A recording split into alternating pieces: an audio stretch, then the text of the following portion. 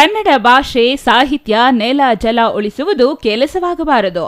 ಅದು ನಮ್ಮ ನಿಮ್ಮೆಲ್ಲರ ಬದುಕಿನ ಭಾಗವಾಗಬೇಕು. ಆ ನಿಟ್ಟಿನಲ್ಲಿ ಕನ್ನಡ ಸಾಹಿತ್ಯ ಪರಿಷತ್ ಕೆಲಸ ಮತ್ತು ಕನ್ನಡಿಗರಲ್ಲಿ ಜಾಗೃತಿ ಮೂಡಿಸುವ ಕೆಲಸ ಆಗಬೇಕಾಗಿದೆ ಎಂದು ಶಾಸಕ ಬಿಎನ್ ರವಿಕುಮಾರ್ ತಿಳಿಸಿದರು.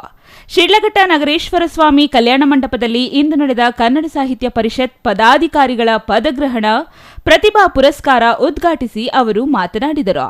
ಕನ್ನಡ ಕೇವಲ ಭಾಷೆ ಮಾತ್ರವಲ್ಲ, ಅದು ಬದುಕನ್ನು ಕಟ್ಟಿಕೊಳ್ಳುವ ಮಾಧ್ಯಮ. ಜಗತ್ತಿನೊಂದಿಗೆ ನಮ್ಮನ್ನು ಬೆಳೆಸುತ್ತದೆ. ಹಾಗಾಗಿ ಕನ್ನಡ ಭಾಷೆ ಉಳಿವು ಬೆಳವಣಿಗೆಯೊಂದಿಗೆ ಕನ್ನಡಿಗರಾದ ನಮ್ಮ ಬದುಕು ಹಸನಾಗಲಿದೆ. ಕನ್ನಡ ಸಾಹಿತ್ಯ ಪರಿಷತ್ ನಿರಂತರವಾಗಿ ಕಾರ್ಯಕ್ರಮಗಳನ್ನು ರೂಪಿಸುವ ಕೆಲಸ ಆಗಬೇಕು.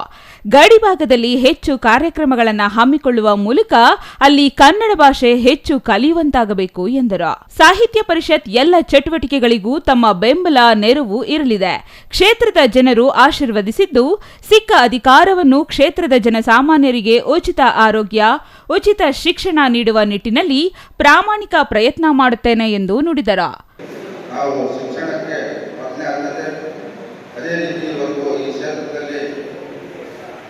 ಆರೋಗ್ಯ ಸಮಸ್ಯೆಗಳು ಚಿಕಿತ್ಸೆ ಕೊಡ್ತಕ್ಕಂಥ ಕೆಲಸ ಪ್ರಾಮಾಣಿಕತೆಯಿಂದ ನಿರಂತರವಾಗಿ ಕ್ಷೇತ್ರದಲ್ಲಿ ನಾವು ಮಾಡಿಕೊಂಡು ಮುಂದೆ ಸಹ ಈ ಕ್ಷೇತ್ರದ ಎಲ್ಲರ ಒಂದು ಆಶೀರ್ವಾದದಿಂದ ಈ ಒಂದು ಕ್ಷೇತ್ರದಲ್ಲಿ ಏನಿವತ್ತು ನಾವು ಈ ಕ್ಷೇತ್ರದಲ್ಲಿ ಓಡಾಡಿದ ಸಂದರ್ಭದಲ್ಲಿ ಸುಮಾರು 65-70% ಇವತ್ತು ಆರ್ಥಿಕವಾಗಿ, ಶೈಕ್ಷಣಿಕವಾಗಿ ಹಿಂದುಳಿದಿರ್ತಕ್ಕಂಥ ಕುಟುಂಬಗಳು ಇವತ್ತು ನಮ್ಮ ಗಮನ ಬಂದಾಗ ಏನೇ ಮಾಡಿ ಈ ಕ್ಷೇತ್ರಕ್ಕೆ ನಾವು ನಮ್ಮ ಕೈಗೆಲ್ಲ ಕಟ್ಟಿಗೆ ಇವತ್ತು ಇಡೀ ರಾಜ್ಯದಲ್ಲಿ ಇವತ್ತು ಶಿಡ್ಲಘಟ್ಟ ವಿಧಾನಸಭಾ ಕ್ಷೇತ್ರದಲ್ಲಿ ಬಹಳಷ್ಟು ಹಿಂದುಳಿದಿರ್ತಕ್ಕಂಥ ಕ್ಷೇತ್ರ ಅಂತ ನಮ್ಮ ಒಂದು ಅಭಿಪ್ರಾಯ.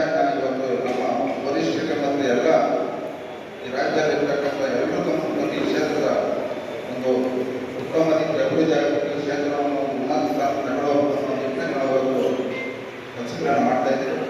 ಕನ್ನಡ ಸಾಹಿತ್ಯ ಪರಿಷತ್ ಅಧ್ಯಕ್ಷ ಪಟೇಲ್ ನಾರಾಯಣಸ್ವಾಮಿ ಅಧಿಕಾರ ಸ್ವೀಕರಿಸಿ ಮಾತನಾಡಿ, ಕನ್ನಡ ಸಾಹಿತ್ಯ ಪರಿಷತ್ ಮೂಲಕ ಕನ್ನಡ ನಾಡು, ನುಡಿ, ನೆಲ, ಜಲ, ತಾಯಿಯ ಸೇವೆ ಮಾಡಲು ಸಿಕ್ಕಿರುವ ನನ್ನ ಬದುಕಿನ ಅವಿಸ್ಮರಣೀಯ ಕ್ಷಣ ಎಂದರು.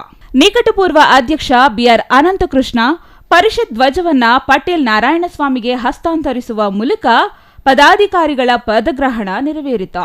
ಎಸ್ಎಸ್ಎಲ್ಸಿಯಲ್ಲಿ ಕನ್ನಡ ವಿಷಯದಲ್ಲಿ 125ಕ್ಕೆ 125 ಪೂರ್ಣಾಂಕ ಗಳಿಸಿದ ಪ್ರತಿಭಾವಂತ ವಿದ್ಯಾರ್ಥಿಗಳಿಗೆ ಪ್ರತಿಭಾ ಪುರಸ್ಕಾರ ನೆರವೇರಿಸಲಾಯಿತು. ಕನ್ನಡ ಸಾಹಿತ್ಯ ಪರಿಷತ್ನಿಂದ ಶಾಸಕ ಬಿಎನ್ ರವಿಕುಮಾರ್ಗೆ ಸನ್ಮಾನ ನೆರವೇರಿಸಲಾಯಿತು. ಇನ್ನು ಈ ಸಂದರ್ಭದಲ್ಲಿ ಕಸಾಪ ಜಿಲ್ಲಾಧ್ಯಕ್ಷ ಡಾ ಕೋಡಿರಂಗಪ್ಪ, ಮಾಜಿ ಜಿಲ್ಲಾಧ್ಯಕ್ಷ ಎಸ್ವಿ ನಾಗರಾಜರಾವ್, ಪರಿಷತ್ ಪೋಷಕ ತಾದೂರು ರಘು, ರೈತ ಸಂಘದ B Narayanaswamy, Munikempanna, Tadur Manjunath, Muni Nanjappa, JH Venkataswamy, Kempanna, Shivashankar, V Krishna, TV Chandrashekar ಮತ್ತಿತರರು ಹಾಜರಿದ್ದರು. ಛಾಯಾ ರಮೇಶ್, ಸಿಟಿವಿ ನ್ಯೂಸ್, ಶಿಡ್ಲಘಟ್ಟ.